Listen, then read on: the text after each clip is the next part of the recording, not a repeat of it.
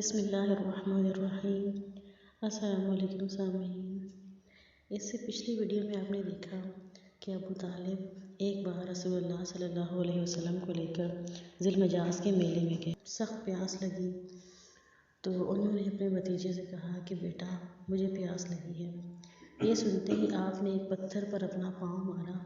جو ہی آپ نے پتھر پر پاؤں مارا اس کے نیچے سے صاف اور عمدہ پانی پھوٹ نکلا۔ انہوں نے ایسا پانی پہلے کبھی نہیں پیا تھا۔ خوب سیر ہو کر پانی پیا۔ پھر انہوں نے پوچھا، بھتیجے کیا آپ سیر ہو چکے؟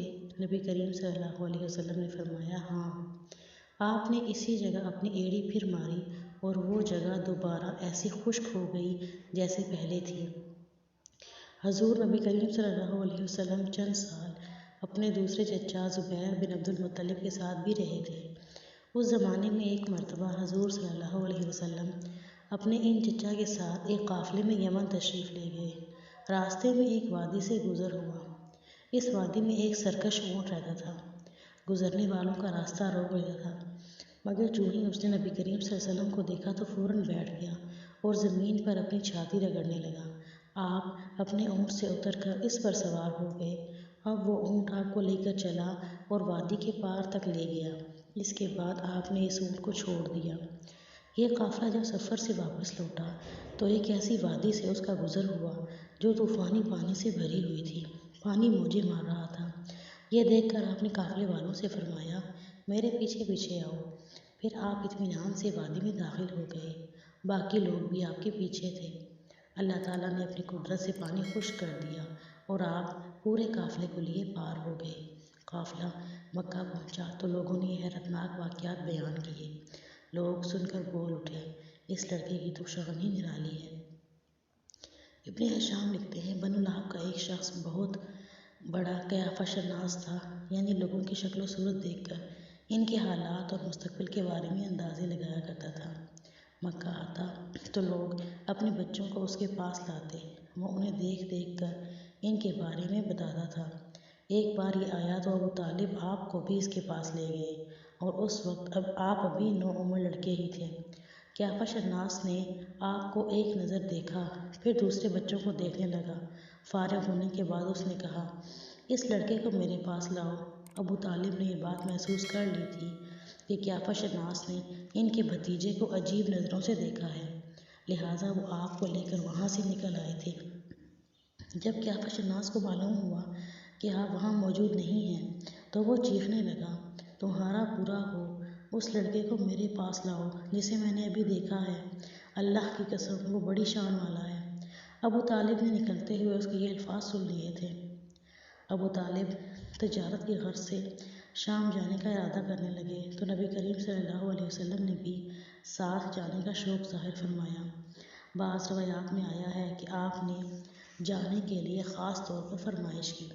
ابو طالب نے آپ کا شوق دیکھ کر کہا، اللہ کی قسم میں اسے ساتھ ضرور لے کر جاؤں گا، نہ یہ مجھ سے جدا ہو سکتا ہے، نہ میں اسے کبھی اپنے سے جدا کر سکتا ہوں۔ ایک روایت میں یوں آیا ہے کہ آپ نے ابو طالب کی اونٹنی کی لگام پکڑ لی اور فرمایا، چچا جان آپ مجھے کس کے پاس چھوڑے جا رہے ہیں؟ میری نہ ماں ہے اور نہ باپ۔ اس وقت آپ کی عمر 9 سال تھی۔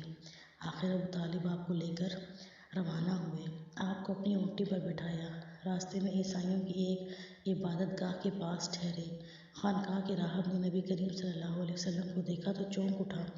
اس نے ابو طالب سے پوچھا، یہ لڑکا کون ہے؟ انہوں نے جواب دیا، میرا بیٹا ہے۔ یہ سن کر راہب نے کہا، یہ تمہارا بیٹا نہیں ہو سکتا۔ یہ سن کر ابو طالب بہت حیران ہوئے اور بولے، کیا مطلب؟ یہ کیوں میرا بیٹا نہیں ہو سکتا بھلا؟ اس نے کہا، یہ ممکن نہیں کہ اس لڑکے کا باپ زندہ ہو، یہ نبی ہے۔ مطلب یہ تھا کہ ان میں جو نشانیاں ہیں وہ دنیا کے آخری نبی کی ہیں، اور ان کی ایک علامت یہ ہے کہ وہ یتیم ہوں گے۔ ان کے باپ کا انتقال اسی زمانے میں ہو جائے گا جبکہ وہ ابھی پیدا ہونے والے ہوں گے۔ اس لڑکے میں آنے والے نبی کی تمام علامات موجود ہیں۔ ان کی ایک نشانی یہ ہے کہ بچپن میں ان کی والدہ کا بھی انتقال ہو جائے گا۔ اب ابو طالب نے اس راہب سے پوچھا، نبی کیا ہوتا ہے؟ راہب نے کہا، نبی وہ ہوتا ہے جس کے پاس آسمان سے خبریں آتی ہیں اور پھر وہ زمین والوں کو ان کی اطلاع دیتا ہے۔ تم یہودیوں سے اس لڑکے کی حفاظت کرنا، اس کے بعد ابو طالب وہاں سے آگے روانہ ہوئے۔ راستے میں ایک اور راہب کے پاس ٹھہرے۔ یہ بھی ایک خانقاہ کا عابد تھا۔ اس کی نظر میں نبی کریم صلی اللہ علیہ وسلم پر جب پڑی تو یہی پوچھا، یہ لڑکا تمہارا کیا لگتا ہے؟ ابو طالب نے اس سے بھی یہی کہا، یہ میرا بیٹا ہے۔ راہب یہ سن کر بولا، یہ تمہارا بیٹا نہیں ہو سکتا، اس کا باپ زندہ ہو ہی نہیں سکتا۔ ابو طالب نے پوچھا، کیوں؟ راہب نے جواب میں کہا، اس لیے کہ اس کا چہرہ نبی کا چہرہ ہے، اس کی آنکھیں ایک نبی کی آنکھیں ہیں، یعنی اس نبی جیسی جو آخری امت کے لیے بھیجے جانے والے ہیں۔ ان کی علامات قرآنی آسمانی کتابوں میں موجود ہیں۔ اس کے بعد ایک قافلہ روانہ ہو کر بصرہ پہنچا۔ یہاں بحیرہ نام کا ایک راہب اپنی خانقاہ میں رہتا تھا۔ اس کا اصل نام جرجیس تھا، بحیرہ اس کا لقب تھا۔ وہ بہت زبردست عالم تھا۔ حضرت عیسیٰ علیہ السلام کے زمانے میں اس خانقاہ کا راہب نسل در نسل یہ عالم فاضل خاندان ہی چلا آ رہا تھا۔ اس طرح اس زمانے میں ان کا سب سے بڑا عالم بحیرہ ہی تھا۔ قریش کے لوگ اکثر بحیرہ کے پاس سے گزرا کرتے تھے، مگر اس نے کبھی ان سے کوئی بات نہیں کی تھی۔ مگر اس بار اس نے قافلے میں آپ کو دیکھ لیا تو پورے قافلے کے لیے کھانا تیار کروایا۔ بحیرہ نے یہ منظر بھی دیکھا کہ نبی کریم صلی اللہ علیہ وسلم پر ایک بدلی سایہ کیے ہوئے تھی۔ جب یہ قافلہ ایک درخت کے نیچے آ کر ٹھہرا تو اس نے بدلی کی طرف دیکھا۔ وہ اب اس درخت پر سایہ ڈال رہی تھی اور اس درخت کی شاخیں اس طرف جھک گئی تھیں جدھر نبی کریم صلی اللہ علیہ وسلم موجود تھے۔ اس نے دیکھا بہت سی شاخوں نے آپ کے اوپر جمگھٹا سا کر لیا ہے۔ اصل میں ہوا یہ تھا کہ جب نبی کریم صلی اللہ علیہ وسلم اس درخت کے پاس پہنچے تو قافلے کے لوگ پہلے ہی سایہ دار جگہ پر قبضہ کر چکے تھے۔ اب آپ کے لیے کوئی سایہ دار جگہ نہیں بچی تھی۔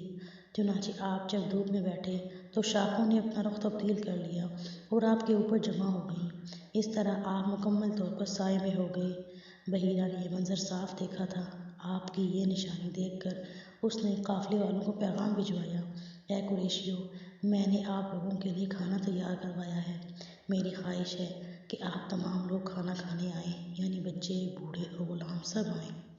بحیرہ کا یہ پیغام سن کر قافلے میں سے ایک نے کہا، اے بحیرہ، آج تو آپ نیا کام کر رہے ہیں، ہم تو اکثر اس راستے سے گزرتے ہیں، آپ نے کبھی دعوت کا انتظام نہیں کیا، پھر آج کیا بات ہے؟ بحیرہ نے انہیں صرف اتنا جواب دیا، تم نے ٹھیک کہا، لیکن بس آپ لوگ مہمان ہیں اور مہمان کا اکرام کرنا بہت اچھی بات ہے۔ اس طرح تمام لوگ بحیرہ کے پاس پہنچ گئے، لیکن اللہ کے رسول صلی اللہ علیہ وسلم ان کے ساتھ نہیں تھے، انہیں پڑاؤ میں ہی چھوڑ دیا گیا تھا۔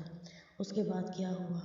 رسول اللہ صلی اللہ علیہ وسلم اس دعوت میں شریک ہوئے یا نہیں، اور کون کون سی انہونی باتیں رونما ہوئیں، وہ انشاءاللہ اپنی نیکسٹ ویڈیو میں